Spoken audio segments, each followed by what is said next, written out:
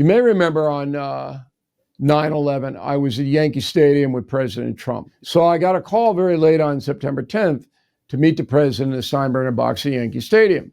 And I knew there was a reason. It wasn't just social. And he wanted to talk about Putin.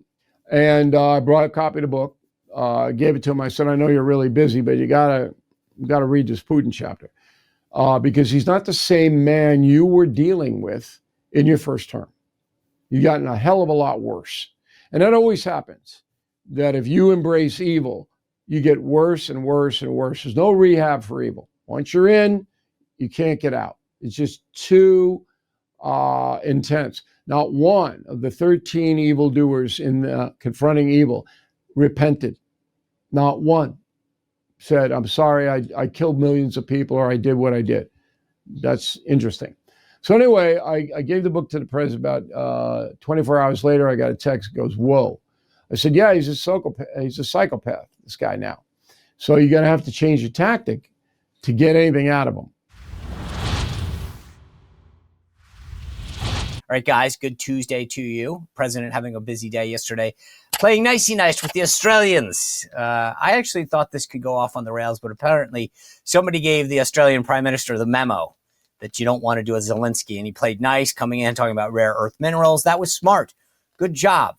I actually thought that this could really go nuts because he is a big talker, Albanese, the Prime Minister, about his dislike for Trump and everything. And I thought, oh, dude, you come in and go off the rails. It's not going to end well for Australia. But he came in, played nice, talked about this partnership that we can have. Good move on him. A lot to get to today to break down with you. But guess what? Mr. Bill O'Reilly is here, and he never disappoints. Always an amazing take. He's known the president for a long time. He's got a brand new book out. And the cool thing is he talks about confronting evil in this new book. And you think about what's going on around the world right now. And there's so many things happening.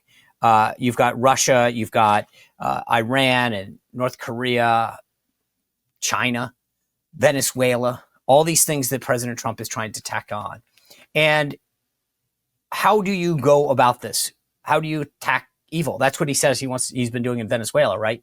Anyway, so I'm excited to ask him about how the president, his friend, a guy he's known for a long time, should go after these bad guys. So before I get into Bill O'Reilly, I want to just tell you later on, right? So tomorrow, Congressman Jody Heiss, Jody Arrington. He's the chairman. Jody Heiss was from Georgia. Got that mixed up.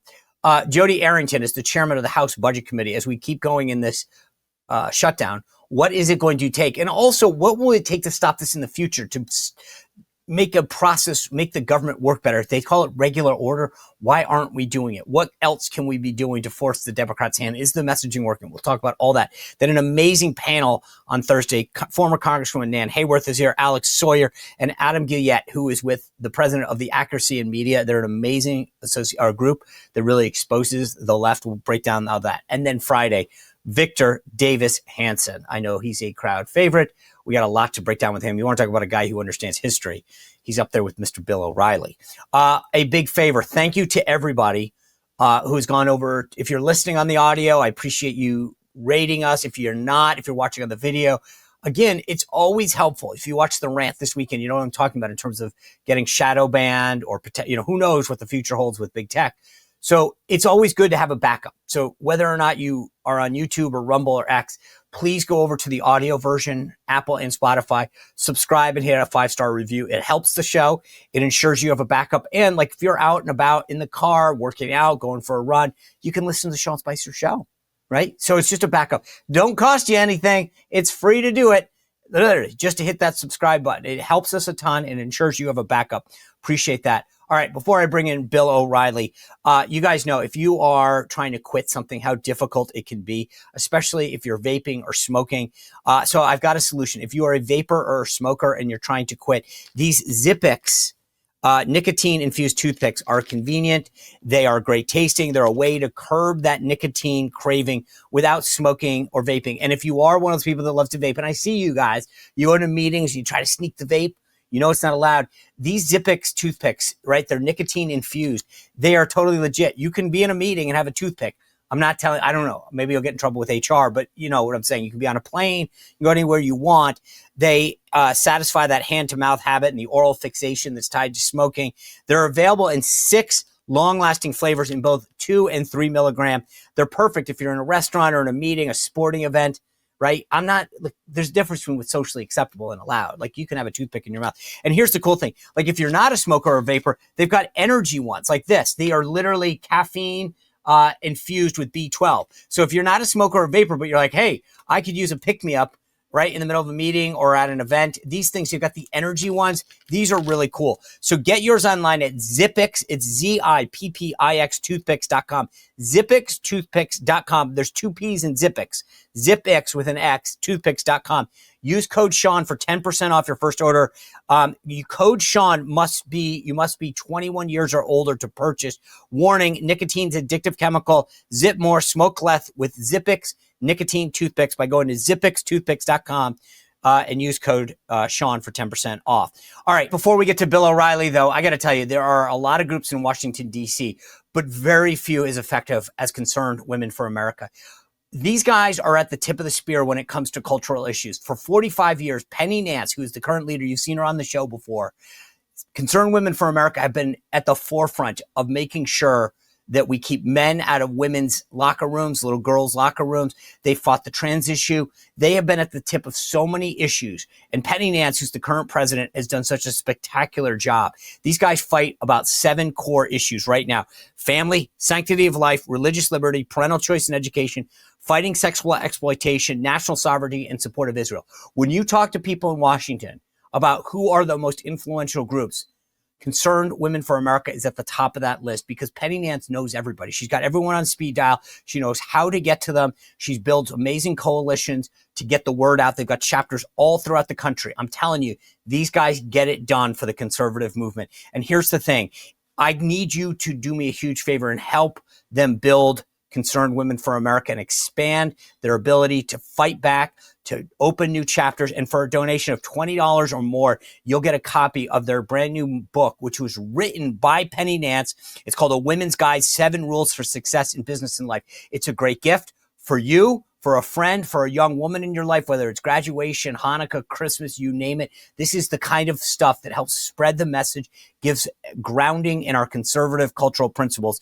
All you need to do is go to concernedwomen.org/Spicer for your copy today. concernedwomen.org/Spicer to get a copy of the book for any donation of $20 or more. Thank you very much for that. Without further ado, Mr. Bill O'Reilly. Bill, welcome back to the show. Congratulations on yet another best-selling book. Appreciate that, Sean. Thanks for having me in. Yeah, I got to be honest. There was something different this time that I noticed, and I'm intrigued because one of my favorite guests, aside from Bill O'Reilly, is Josh Hammer, and there is his name under yours. Explain to me how that happened. Well, it's not the Josh Hammer that you think. This is another Josh Hammer, who is my radio researcher. And when Martin Dugard went out on his own to write his own books, I was casting around for a younger guy. I mean, at this point in my career, I want to give people opportunities. And the research on the radio was so good that I said, hey, Hammer, you want to try to research a book? And of course, he said, yeah, because this is the 20th #1 bestseller we've had. It's a world record. And he did a great job. Well, he did. And it was funny because I thought to myself, wow, I know the Josh Hammer I know that I love to have on the show is a legal mind, second to very few. And then I thought to myself, wow, this is an interesting book. And I wanted to find out but walk me through this. You've done all these killing series really in depth. And this time, you take us through history. I mean, you're going back, Genghis Khan, how did you come up with a list of 12 people that are that evil? It's a good question, number one. So we pivoted from the killing series after Killing the Witches, because I had pretty much done all of the eras in America. Witches were the Mayflower, the first people in, and then all the way, the arc went all the way into modern times. And I said, let's do a confronting series. So we did Confronting the Presidents, about each president. And that was last time we spoke about my books. and it was hugely successful. So then I said, look, I noted I got to write these books a year ahead of time. It takes a year to research and write them. And this time last year, I said, I'm seeing a rise in evil in America and around the world. People are looking away from it. They're accepting behavior they would never have accepted even 10 years ago. I'm going to get into this. So we picked, it's actually 13 people in the book, the worst of the worst, but what they did had to tie into how we live now. Every one of them, from Caligula, the Roman Empire, to the Roman Emperor, to Putin, who's on the cover of the book with Mao Zedong, Hitler, and the Ayatollah. Every one of them has some influence on the way we live today, Sean. So, because I was going to ask you that, what is the lesson? Sometimes, and you're obviously through all these books really a student of history. When we look back on some of these really bad people, what is the lesson that we should look at or take about today? Is it that we should overcome it? That this too shall pass? I mean, I think of where we are now, right versus left. I live in Virginia. We're 15 days out for an election where you've got the attorney general candidate on the Democratic side talking about putting bullets in people's heads. I think that's pretty evil. What is the lesson that we need to know about today based on history? Well, it's a local lesson in the sense that it could happen in your family, in your neighborhood, in your job. If you look away from bad behavior, it gets worse every time. It never lessens. You may remember on 9/11, I was at Yankee Stadium with President Trump. So I got a call very late on September 10th to meet the president in the Steinbrenner box at Yankee Stadium. And I knew there was a reason. It wasn't just social. And we wanted to talk about Putin. Okay. And I brought a copy of the book, gave it to him. I said, I know you're really busy, but you gotta read this Putin chapter because he's not the same man you were dealing with in your first term. You've gotten a hell of a lot worse. And that always happens, that if you embrace evil, you get worse and worse and worse. There's no rehab for evil. Once you're in, you can't get out. It's just too intense. Not one of the 13 evildoers in Confronting Evil repented. Not one said, I'm sorry, I killed millions of people, or I did what I did. That's interesting. So anyway, I gave the book to the president. About 24 hours later, I got a text that goes, whoa.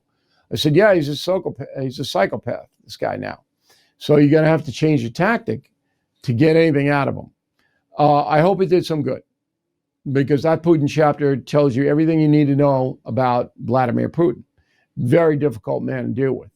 Extremely. He's the biggest threat in the world today to all of us because he has nuclear weapons. So anyway, the theme of all of these people is that if you look away, like the Russian people allowed Putin to take the country over. If the Russian people would rise up against them, he couldn't stay there, but they don't. And with a result, 1 million casualties in Ukraine for the Russian people. And there's going to be a lot more if this thing doesn't tamp down. I want to get back to Putin in just a second, but as you're talking, are there any similarities? You mentioned that none of them repent, which I find so fascinating, because there are clearly people in this world that have done bad things and say, wow, I'm sorry.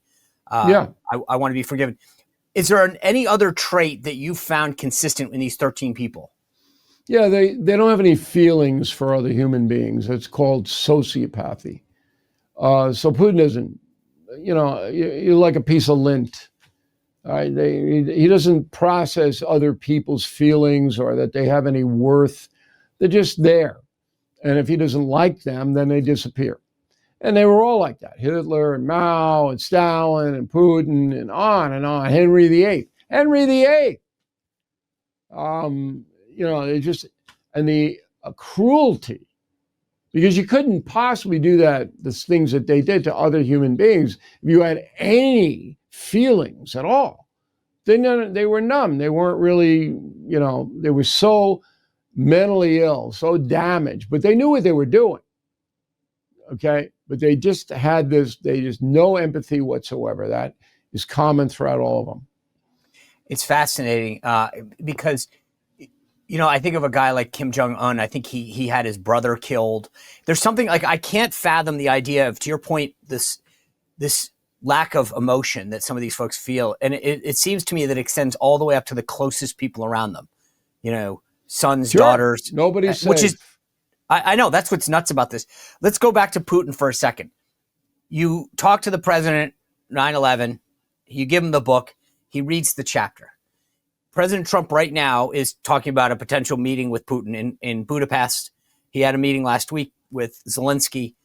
I firmly believe that if you give Zelensky Tomahawk missiles that he's asking for, and he fires one of them, Putin, it's Katie bar the door, baby. Putin believes that that is his invitation to start World War III.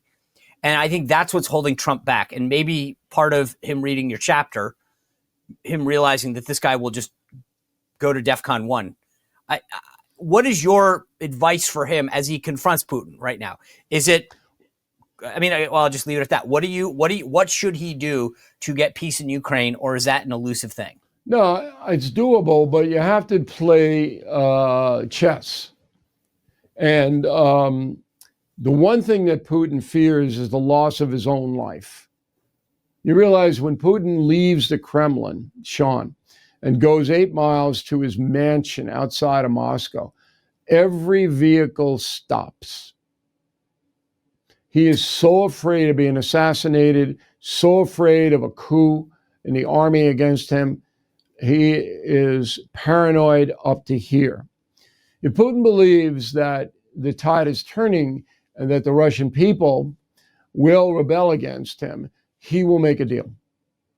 How do you make that happen? Tomahawks aren't going to do it. Although I don't necessarily oppose what the president wants to do is sell the Tomahawks to NATO, and then NATO would gift them to Zelensky. But I agree with you, if you fire a Tomahawk from Ukraine into a Russian city, that Putin would have to respond in a dramatic way. So there's another avenue, and that's China. And China buying oil from Russia sustains Putin. When I was over talking to the Politburo in Beijing in May, I told them, you guys got to get out of the Putin business, because Trump will set up a situation where you can buy American oil and OPEC oil. And you don't want to be helping Putin kill women and children, do you? Now, I don't know whether that message got through to them or not, but I was with them for 3 hours in late May. If Trump can convince Xi to back away from Putin, he'll get his deal in Ukraine. Interesting. I was going to ask you, I want to get to Xi in a second, but before that, when you write a book like this and you're studying history, the guys that you mentioned, Genghis Khan and King Henry, those obviously you look at primary source documents, et cetera. When you're looking at a guy like Putin, what are your primary sources to get a sense of who this guy is? Well, we source everything from documents and data that don't appear in other people's work. So most guys who write history books, they read books from other people. They take stuff out, they put it in their books. So what I do as a journalist, like detective work, is that we go to places that have original letters, that have interviews. What was Vlad like as a child? There have been some reporting on that, where people who lived in his apartment complex where he terrorized the whole place said this is what he was like. That's how we get our information. That's why Killing Jesus is the hardest book for us to write, because it was very little. It was scant information. The Israeli government cooperated with me and allowed us to go into the archives to see what Josephus, the Jewish historian, had written about Jesus. And then we went to Italy and we got, some Tiberius records, because all of the Roman records were very meticulous about, and Pilate had to deal with him, the Nazarene. But boy, was it a arduous process to get that. We didn't go to the Gospels or anything like that. I mean, that's not what we do. So in Confronting Evil, there was enough stuff around in museums and contemporized letters and documents and newspaper accounts that we were able to put together a pretty vivid profile of all of these guys. So let's go back to Xi for a second. You talk about how bad of a dude Putin is and heartless he is. Where do you rank Chinese Communist Chairman Xi? It's a different situation because Putin's an outright dictator. He's like Stalin. That's his idol. He idolizes Stalin to this day. And if Putin wants you dead, you're dead. And he commands the army, does everything. Xi doesn't have a lot of restraints on him, but has some. And Xi has also got economic problems that Putin doesn't have. He's got to feed 1.5 billion people. 1.5 billion people live in China. And they don't have 401ks or the gold card. And they got to eat. And that's China's weakness. So they have to economically cooperate with the West to sell their stuff, or they're done. Putin doesn't have that, all right? So Putin is more of a threat than Xi, but Xi's capable of anything. When I was in China, they had pictures of Mao all over the place. Mao killed 20 million Chinese. You imagine if in America they killed 20 million Americans, you think his picture would be everywhere? But there's Chairman Mao. He's all over the place. Because the Chinese people, number one, don't know what he did, because there's no free flow of information in China. And number two, they're all brainwashed. This is just the best way to live. So similarly, President Trump's going to meet, in theory, with President or Chairman Xi on the sidelines of this upcoming meeting in South Korea, this APEC meeting. It seems to me, from my read, we have a longer list than they have. Like they need to keep their economy going, right? So they need us to keep export controls off. They need access to our ports. They need us to keep buying cheap crap from China. We need rare earth minerals to some degree. I know we're looking at other places. We met with the Australians and the Canadians and stuff, but bottom line is they're we need them to buy soybeans. We need them to buy a ton of stuff from the US, right? Our list is bigger than their list. If you're Trump and you're meeting with Xi, what is it that you want to do to posture with him? Well, I gave the Politburo, and I did mention it to President Trump because I had to debrief Trump on my visit to Beijing. And I told the Chinese that up front. I said, if you're going to invite me over there for a dialogue, which is what it was, I got to go back and tell the President of the United States what happened. So don't invite me if you don't want that, because it's going to happen. You don't think they thought that anyway? Like you're Bill O'Reilly. Yeah, I'm sure they did. They watch on YouTube every night. That's why I got the invitation. I'm sure they did. But I gave them a outline of a policy called a treaty of peace and prosperity, where both America and China would sign a treaty that they would work together to tamp down danger in the world, Putin, the jihad, whatever. And in return, they would have a favorable trade agreement both ways. So prosperity and peace agreement. I don't know why that couldn't happen. It benefits Xi and China to have calm in the world, at least relative calm. And as I said, they need our markets big time. And Trump, I think, would do it. Why wouldn't he do it? If China would help police the world, come on. So that was my vision. Now, to get there is exceedingly difficult, as we both know. Yeah, and there's something I believe that fundamentally we've had this mindset ever since Nixon, which is that we think we know better for China than China knows what China wants, or at least what their leaders want. And that's fundamentally the difference here. We keep trying to tell China what's in their best interest. We saw that during the Bush years. I was part of what they call the Strategic Economic Dialogues, these SEDs. We'd go over and say, this is a win-win. You win. And the Chinese would look at us and say, I think we know what we're doing here. You can't impose on the Chinese any specificity, but you can lay out, and I think President Trump is good at this, how it will benefit them. Yeah.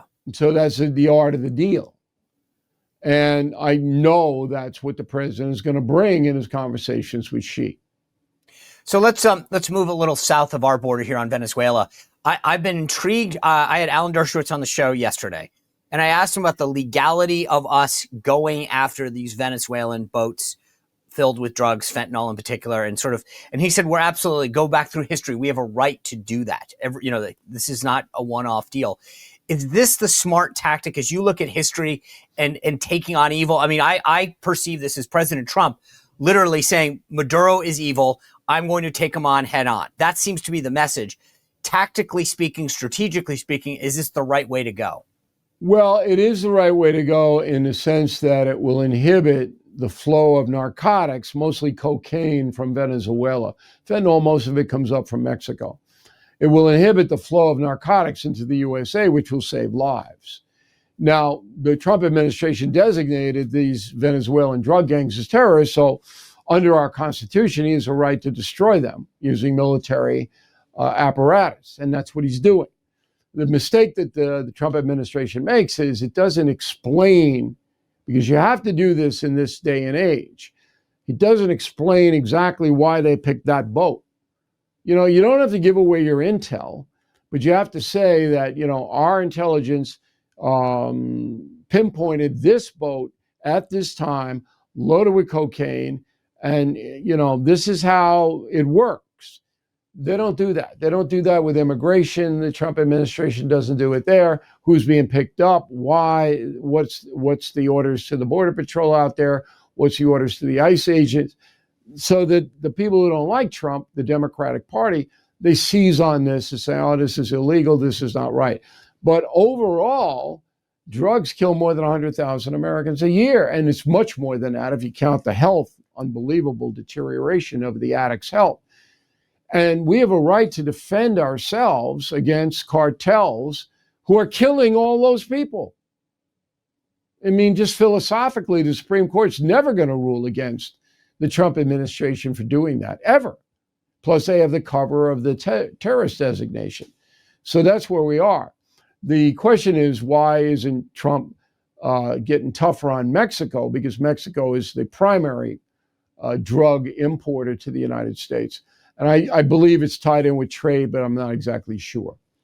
Oh, I think you're onto something. I think there's an economic piece to this. I also think that the president down there is playing ball with him a little bit more than others. And so you're probably less, right.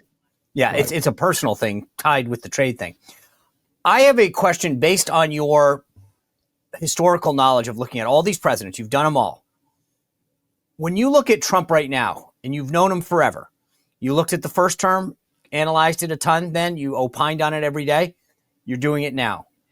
What is the difference, in your opinion, of Trump 1.0 and 2.0? There are two differences.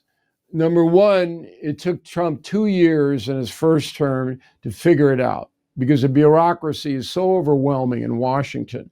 The way things get done with Congress and this one and the department heads and that one, it took him 2 years. It's a very, very difficult thing to do for a businessman, a non-politician, to walk into this unbelievable bureaucracy and figure it out. And so he has that experience now. And the second thing is he doesn't have to run for re-election. I mean, they make all kinds of noise, but that's all bull. So he's going to do what he wants to do. Whereas the first term, he was tempered. So I want to get reelected for a second term. I got to be more cautious. He's not as cautious in the way he presents things now than he was in his first term. So this blunt assessment of the world, which is his natural personality, by the way, all right, is now coming out 100%, where it was maybe 60% the first time around. Interesting.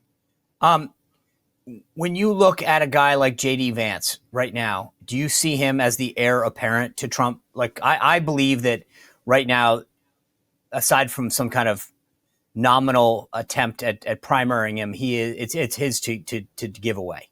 Depends on the economy. I don't know the vice president. I've interviewed him once. He was good.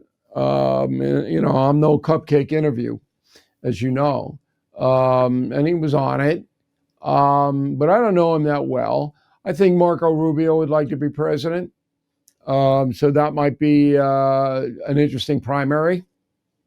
There are a few other Republicans that have their eye on the job, but it all has to do with the economy. It has to do with how people are getting by, and the food prices need to come down and things like that.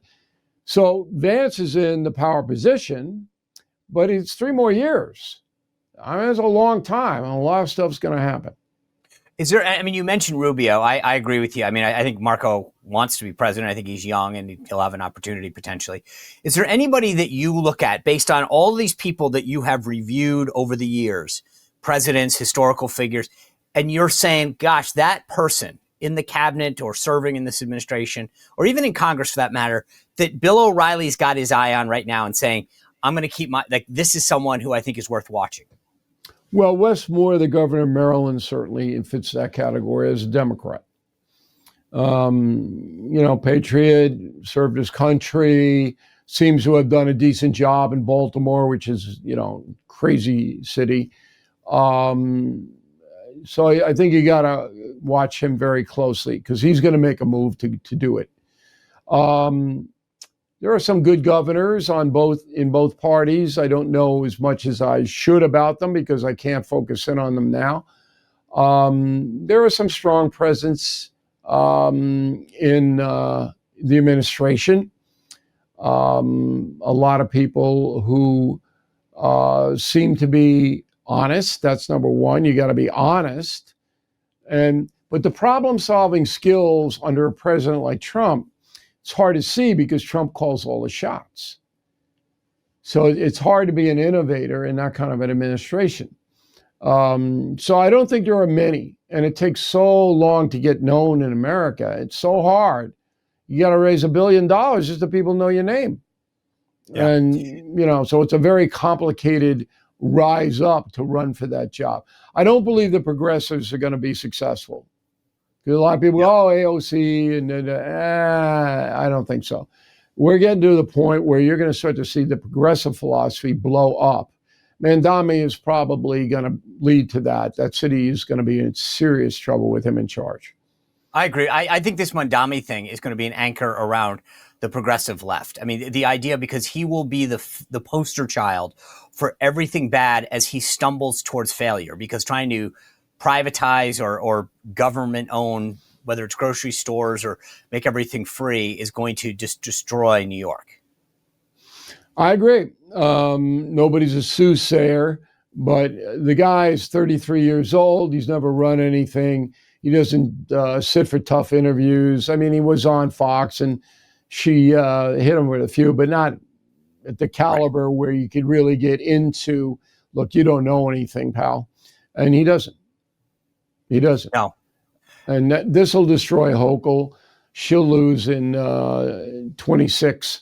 If New York City goes south, and it will, Hochul will be done. So you might have a Republican governor in New York, and that'll be the real massive crack in the progressive movement. Yeah, it's funny. I do believe, Elise Stefanik, I think, is, just waiting in the wings to announce her run. Yeah, she's going to run. She'll run. Oh, yeah. And then I think you're right, though. Once, Hochul's going to get tied to Mandami, New York's going to crater, and then Elise is going to walk right in and be the savior. I think that's kind of, but I also think that really starts to shape 2028, because suddenly they own these failed progressive policies. Because it's one thing to talk about things in theory. It's like an economics class in college where it's like, that's great. That's not how the real world works. And once Mandami puts some of this stuff into practice and people go, whoa, this is not what I bargained for. You're taking our city down the toilet. That's going to be an anchor around every other Democrat running for office that wants to espouse these leftist ideas. Well, there's some places like California and Boston who are never going to change, no matter what. No matter what disaster is going to befall them, they'll never change.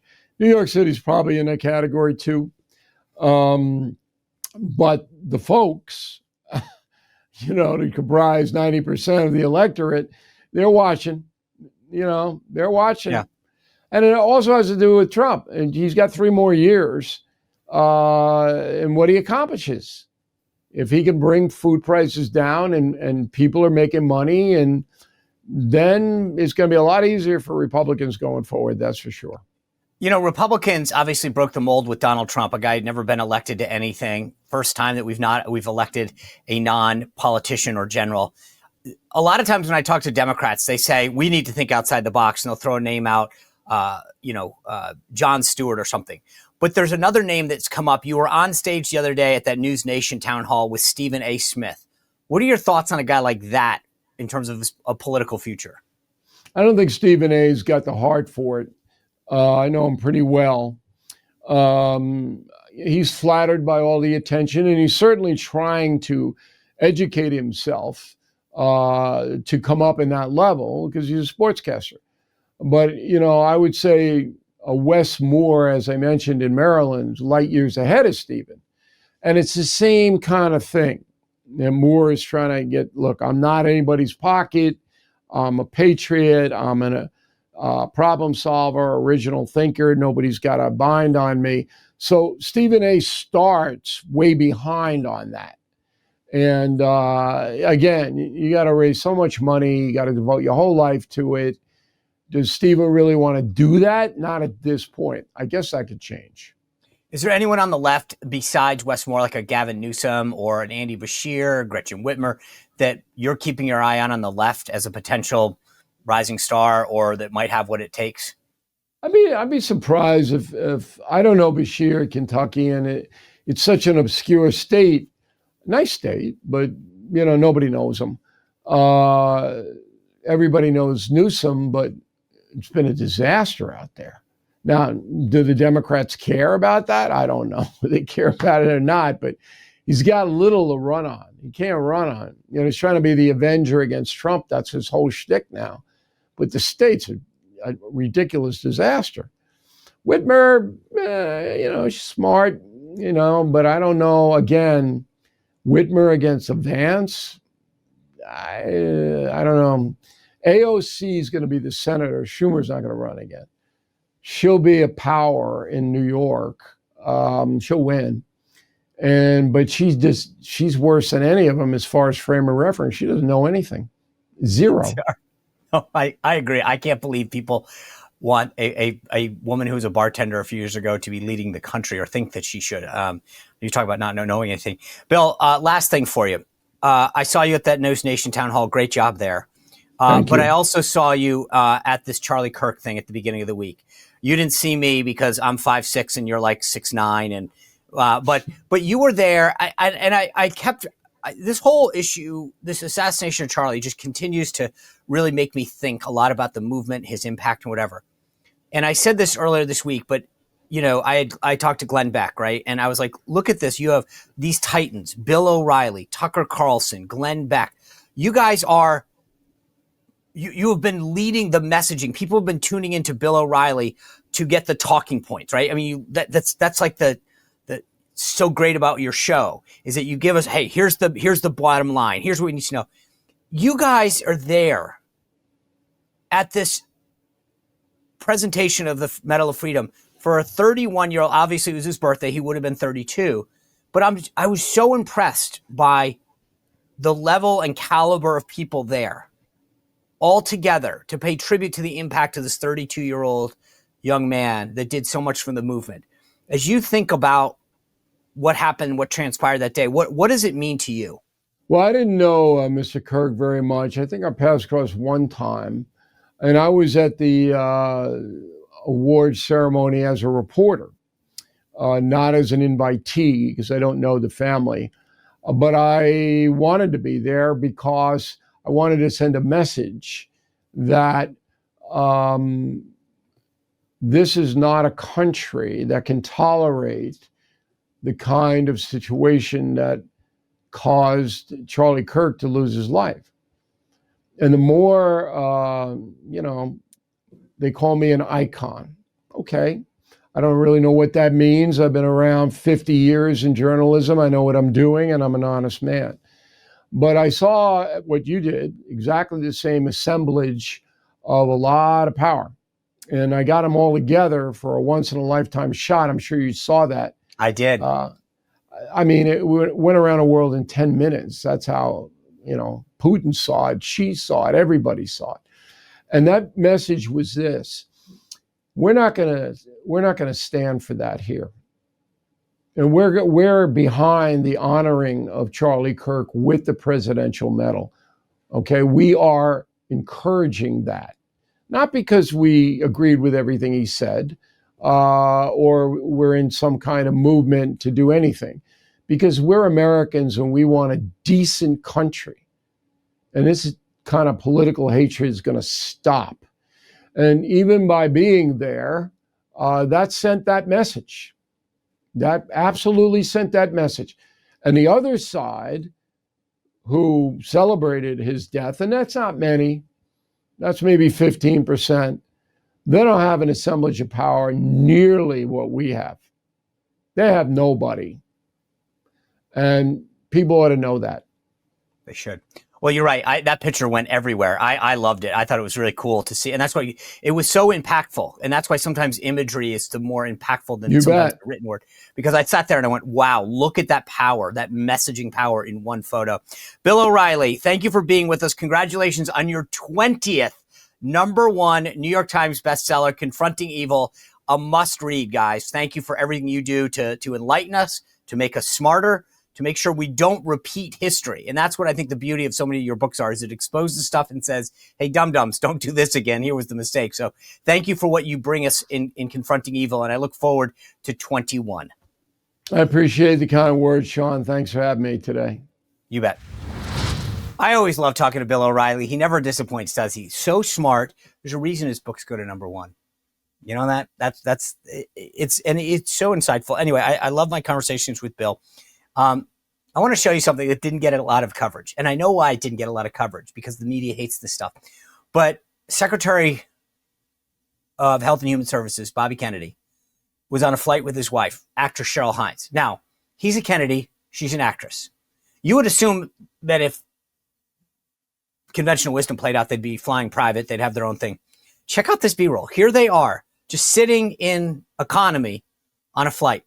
Cheryl's in the middle row. Bobby's on the aisle. And he's got to ask somebody, hey, can I get up and go to the bathroom? Can I get my soda? I'm sure he gets water, by the way. But it's just refreshing to see. No fanfare. This is the Kennedy, very, very successful actress, flying just like us. And for all this stuff you hear about people in government abusing stuff and doing the thing, and all the crap that Bobby Kennedy gets, I mean, look, he didn't, no fanfare. He's not tweeting out, here I am in economy. This is some random dude's thing. It's amazing. I love this. By the way, speaking of trips, President talking about potentially going to San Francisco next to clean it up. Now, we played that Bad Bunny thing. He's the guy that wants to do the halftime show. It's all going to be in San Francisco. I can't believe the NFL chose Bad Bunny, this guy who won't speak English, that hates America, to do the halftime show.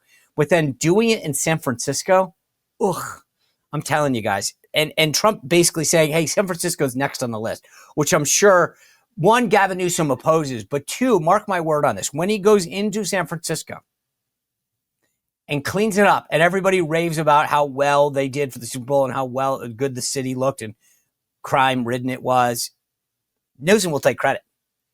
You know he will. For all of their heartache and their hand-wringing, oh, I can't believe the president did this or whatever, trust me, when he cleans up San Francisco like he did Washington, D.C., Newsom will be the first one to say, look at what I did to make sure that San Francisco, it's such a beautiful city and we did such a great job hosting the Super Bowl. He will be front of the line to do that. Unbelievable. There's no question about it. By the way, Johnson, the Speaker of the House, is really making a strong case. The Democrats now in the Senate are actually voting against just paying the troops. I want to play you what Speaker Johnson said about how selfish this is of the Democratic Party. Take a look.